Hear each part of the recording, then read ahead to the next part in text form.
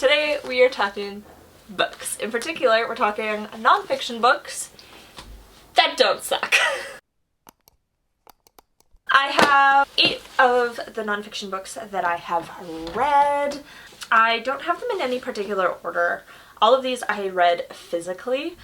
Some of these are very well loved. Some of these I got secondhand.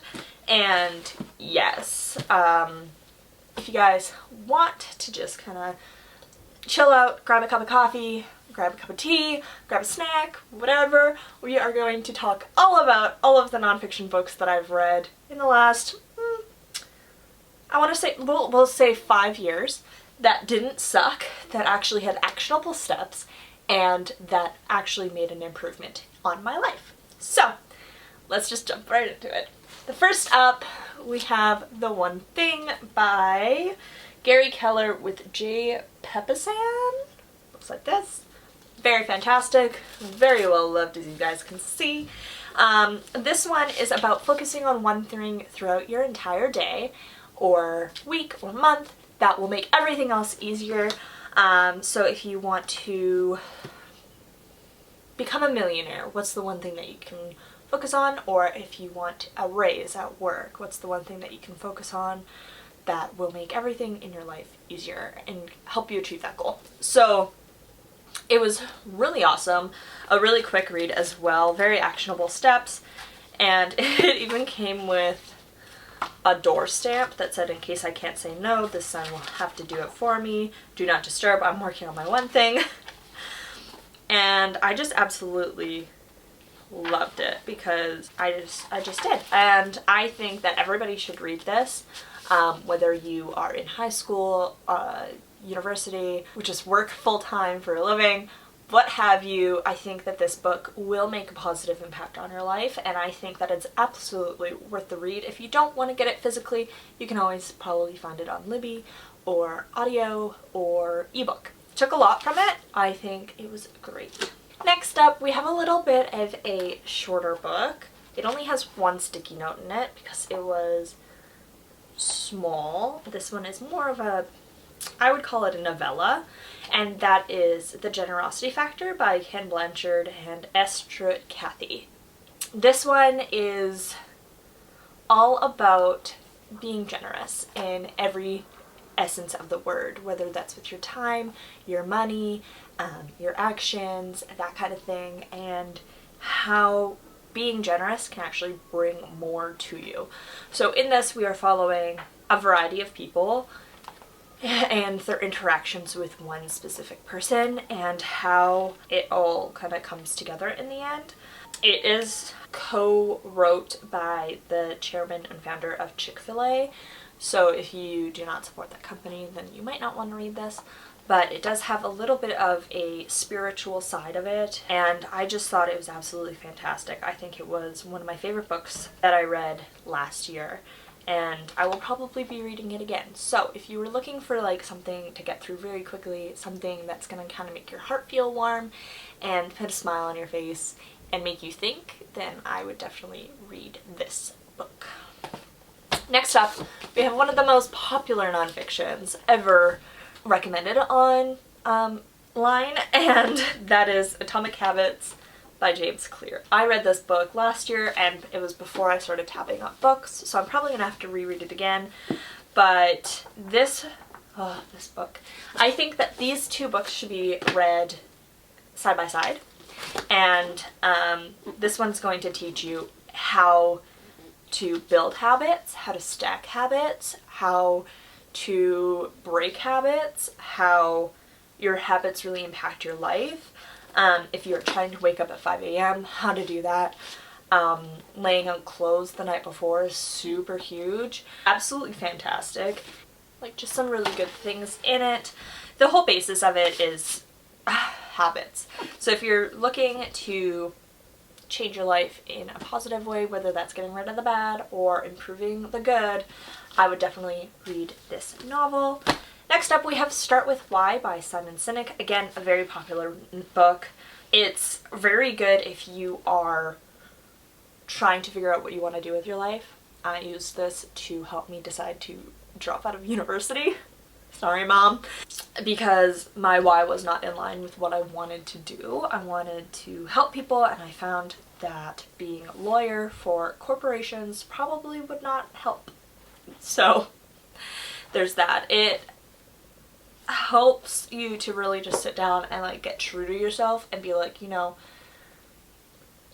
why am I doing the things that I'm doing on a daily basis, and will it actually help me achieve my goals? So that's what this one I took away from. Again, I haven't read this in a long time, but I definitely recommend it.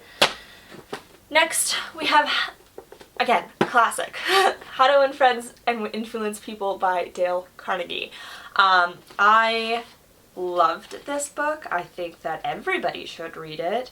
If you especially work in the people business, whether that is being a server or selling or marketing or anything like that, you should definitely read this, because you will realize that everybody has different communication styles and not everybody listens. So it really helps you to kind of analyze if you're a good communicator, how you can improve your communication, and how your communication can win you friends and influence people in a positive way. Because yes, I think it was fantastic. I read it quite a few years ago, but I believe that this one should definitely be on everybody's bookshelves. Next up, we have Mindset by Carol Dweck, PhD. And this one is all about the growth versus the fixed mindset and how that impacts everything in your life. So a growth mindset is, you know what, I might not be a natural at soccer, but I can learn. And a fixed mindset might be, I am not a natural at soccer and therefore I suck at soccer and I will never ever play it. And it just kind of teaches you how to switch that thinking and also how to improve it in your children. So grades are not everything and that kind of thing.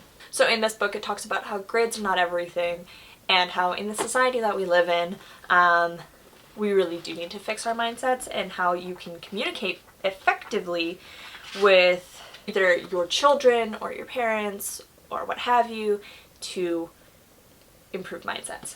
Second to last, we have Wired That Way by Marita Latour, and this one is a personality-based one. So in this we have the sanguine, the choleric, the melancholy, and the phlegmatic, and everybody is like a combination of these personality types.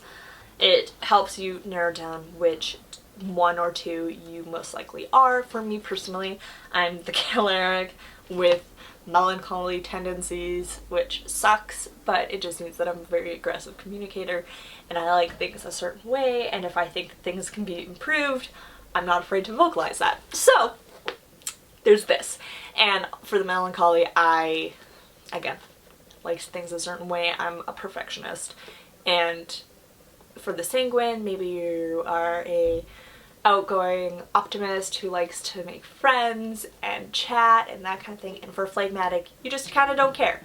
People might see you as lazy, that kind of thing. But yes, absolutely fantastic. It has a quiz in it, and it really helps you to understand, like, in the workplace, how they might interact, in everyday life, in dating, that kind of thing. And I think it really helped me with my relationship, because then I could see, oh, I'm being overbearing right now, and I just think it's a great read. I think everybody should read it.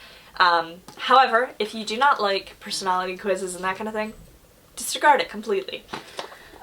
The last book on this list is one of my favorite books that I've read so far this year. What do you think I'm doing? Are you filming? Yeah.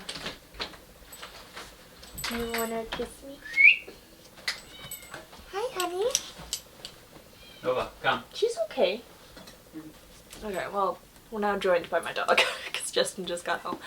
But one of the best books that I've read this year so far is Extreme Ownership by Jocko Willink and Leif Babin, and kind of the dangers and things that they went through, kind of the situations that they had, and how taking extreme ownership over it, whether you made a mistake or something that you did, like some of your actions might have negatively impacted some people, taking ownership over that and just owning it.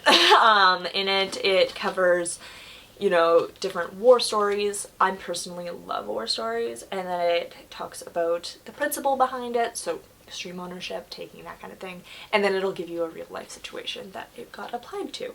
So it was a very excellent read. I definitely recommend everybody reads this. It has wonderful photos too, which might not be for everybody, but they were definitely a positive impact for me. Like, you get to see the authors, and yes, so it just kind of covers the Navy SEALs and some of their operation techniques, and I loved it. I loved every single word, and I don't think it was too long. I don't think it was too short. I think it was the perfect length.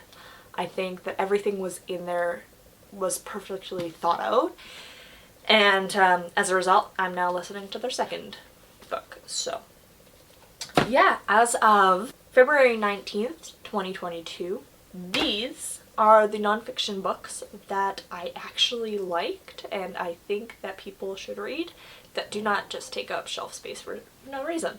So yeah, I hope you guys enjoyed this video. If you did, make sure you give it a big thumbs up. Comment down below what was your favorite nonfiction book that you would recommend to the class. And with that, I will see you guys in my next video.